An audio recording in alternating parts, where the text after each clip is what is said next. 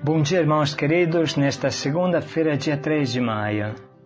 Bom dia, queridos irmãos e irmãs. Meditaremos hoje a primeira carta de São Paulo aos Coríntios, capítulo 15, versículos de 1 a 8.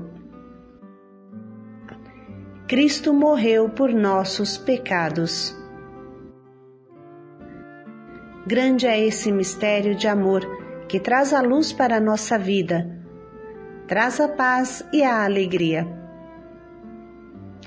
Nós não temos consciência do que o pecado provoca em nós e ainda menos temos consciência do que cria em Deus. As chagas da cruz são um pequeno sinal de como o nosso pecado chega a ferir Deus, mas a realidade é muito pior. Vivamos de maneira digna desse amor ensanguentado que Deus tem por nós. Da primeira carta de São Paulo Apóstolo aos Coríntios. Irmãos, quero lembrar-vos o Evangelho que vos preguei e que recebestes e no qual estáis firmes. Por ele sois salvos, se o estáis guardando, tal qual ele vos foi pregado por mim. De outro modo, teríeis abraçado a fé em vão. Com efeito, transmiti-vos em primeiro lugar aquilo que eu mesmo tinha recebido, a saber, que Cristo morreu por nossos pecados segundo as Escrituras, que foi sepultado, que ao terceiro dia ressuscitou segundo as Escrituras, e que apareceu a Quefas e depois aos 12. Mais tarde, apareceu a mais de 500 irmãos de uma só vez. Destes, a maioria ainda vive e alguns já morreram. Depois apareceu a Tiago, e depois apareceu aos apóstolos todos juntos. Por último, apareceu também a mim como a um abortivo. Palavra do Senhor. Graças a Deus. A palavra de Deus hoje nos coloca diante dos olhos o querigma mais antigo que existe, o querigma da Igreja primitiva de Jerusalém. Às vezes pensamos que o querigma seja uma invenção dos nossos dias, mas não é assim. O querigma é o núcleo do qual se formou a nossa fé e toda a nossa reflexão teológica e catequética. Sem querigma não existe fé para ninguém. Então, os nossos antepassados, os primeiros cristãos, assim proclamavam com fé: Cristo morreu por nossos pecados, segundo as Escrituras. Foi sepultado, e ao terceiro dia ressuscitou, segundo as Escrituras. E apareceu a Quefas e depois aos 12.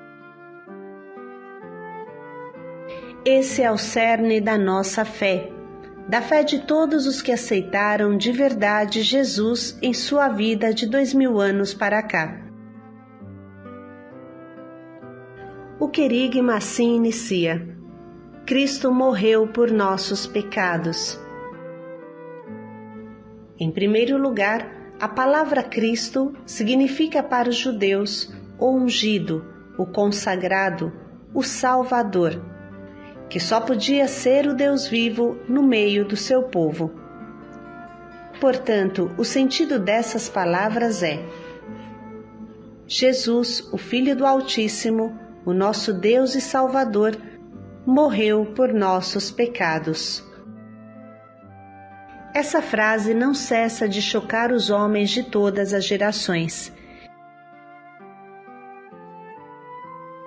Em primeiro lugar, é difícil entender como um Deus possa se tornar um de nós, estar de verdade no meio de nós em carne e osso. Depois, mais difícil ainda, é entender como ele possa morrer. Enfim, misteriosa e chocante é a frase: morreu por nossos pecados. Como os meus pecados podem crucificar e matar um Deus? Aqui está o pivô da nossa fé e da nossa pessoal conversão. Na metade do mês passado, refletimos sobre isso e lembramos de uma frase de São Francisco de Assis. Não foram os demônios que o pregaram na cruz, mas tu com eles o crucificaste e ainda agora o crucificas quando te deleitas nos vícios e nos pecados. E o Catecismo retoma. Consequentemente, Pedro pode formular assim a fé apostólica no plano divino da salvação. Fostes resgatados da maneira fútil de viver herdada dos vossos pais. Fostes resgatados pelo sangue precioso de Cristo, como de um cordeiro sem defeito e sem mancha, predestinado antes da criação do mundo e manifestado nos últimos tempos por nossa causa. A Cristo que não conheceu o pecado, Deus o fez pecado, o tornou pecado por amor a nós, para que em Cristo nos tornássemos justos aos olhos de Deus. Esta é a realidade. O meu pecado não é pouca coisa. É uma lança mais pontiaguda do que a lança do soldado que transpassou o coração de Jesus na cruz. O meu pecado é um chicote pior do que aquele que flagelou Jesus. O meu pecado é mais duro para Jesus do que o lenho da cruz. Por que falamos isso? O que tem a ver o meu pecado com a crucificação de Jesus? Para compreender isso, precisamos ter bem claro na nossa mente e no coração que somos filhos de Deus, de verdade. Não nascemos do nada, mas que teve um grande Pai que nos gerou, através dos nossos pais terrenos. Deus não é indiferente ao nosso destino, da mesma forma que uma mãe não é indiferente ao destino do seu filho. Quem ama, vive dentro da pessoa amada e a pessoa amada vive dentro dela. E quando essa pessoa sofre, é a mãe que sofre. Precisamos entender o que o pecado faz em nós. Apesar do seu rosto prazeroso, ele te fere, te destrói, te mutila, te mata, porque o salário do pecado é a morte. Se uma pessoa peca, se drogando, está se matando, e Deus, que ama esse seu filho, está unido a ele, morre com ele. A verdade é que Deus não fica em paz, até que não há paz no coração de seus filhos. Pense um pouco o que sente uma mãe que vê o seu filho usando crack na Cracolândia. Será que consegue ficar indiferente? Será que essa mãe não morre por dentro a cada paulada que o filho dá? De verdade, ele está em agonia até o fim do mundo. Deus morre junto com o seu filho.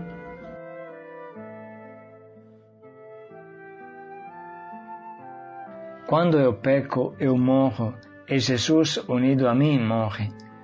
Podemos ver esta morte com clareza na Sexta-feira Santa, mas esta morte não acabou, como também sua agonia não acabou.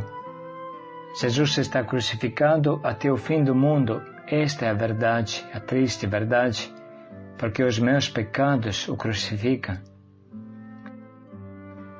Estar junto a cada homem significou para Jesus morrer com cada um de nós. Ele não nos salvou por atacado, mas pessoalmente. Eu posso sentir que Jesus me alcança pessoalmente. Qualquer pecado pessoal mutila o amor que há em mim, e mutila o amor personificado que é Jesus. Com a encarnação, Deus se tornou um com cada homem, se uniu misteriosamente, mas realmente com cada homem. E quando eu morro pelo meu pecado, é Ele que morre comigo, em mim. Cada pecado é uma chicotada, uma paulada que dou em mim mesmo. Às vezes, a pessoa está tão drogada que nem sente isso. Como quando dois bêbados se espancam e acordam na manhã seguinte ensanguentados, se perguntando o que aconteceu. Mas Jesus, que apanha em nós, junto de nós, está bem consciente e ele sofre mais do que nós, pela consciência plena que tem, pela sua santidade. Uma vez que ele entra na jaula dos condenados, ele recebe a mesma pena, é espancado junto a todos. Na verdade, ele bebe o cálice amargo do pecado até o fim, para cortar essa corrida suicida do pecador. Ele chega mais embaixo do que qualquer pecador, para pegá-lo no colo quando ele cair no fundo. Uma coisa é certa, nenhum pecador está sozinho no exílio do seu desespero, porque Jesus está sempre ao seu lado, ensanguentado mais do que ele. Para estar perto de ti, Jesus sofre tudo o que você sofre. E com isso estamos falando ainda da primeira morte. Mas existe a segunda morte, a morte da alma, a morte da maldição, a morte demoníaca do afastamento de Deus, a morte do inferno. É isso que Jesus sofreu no nosso lugar. Aquele que não conheceu o pecado, Deus o fez pecado por nós, para que nele nos tornássemos justiça de Deus. Cristo remiu-nos da maldição da lei, fazendo-se por nós maldição, porque está escrito: maldito todo aquele que está suspenso no madeiro. Ele desceu aos ínferos. O que esperava ao pecador era também essa segunda morte, a morte que merece quem rejeita Deus. A primeira morte é somente um sinal, uma prefiguração da segunda morte, o lago de fogo ardente, de quem renuncia a Deus e escolhe ter sede pela eternidade. Jesus conheceu essa segunda morte da maldição, não porque pecou, e ainda menos porque tenha rejeitado a Deus, mas porque se substituiu a nós. Aqui realmente ele pagou por nós, ele nos poupou do inferno. Portanto, entendemos que ele sofreu mais do que qualquer ser humano possa sofrer, porque com essa sua morte poupou a nós a experiência trágica do inferno, de uma vida sem Deus. Esse é o querigma que, mesmo inconscientemente, vive em todos os que recebem e aceitam o querigma com convicção.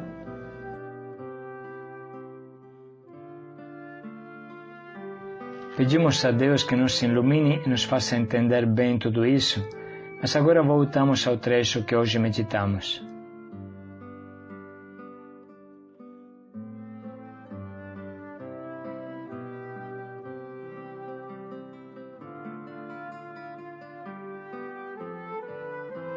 Irmãos, quero lembrar-vos o Evangelho que vos preguei e que recebestes e no qual estáis firmes. Por ele sois salvos, se o estáis guardando, tal qual ele vos foi pregado por mim. De outro modo, teríeis abraçado a fé em vão.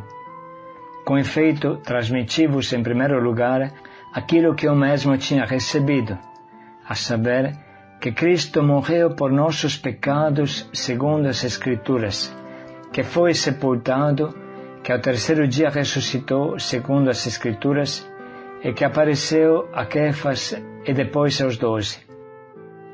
Mais tarde, apareceu a mais de 500 irmãos de uma só vez. Destes, a maioria ainda vive e alguns já morreram.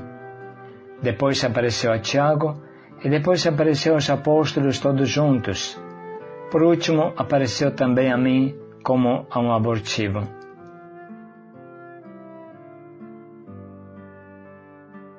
Vamos parar um pouco para sublinhar e anotar as palavras que mais nos tocam e iluminam.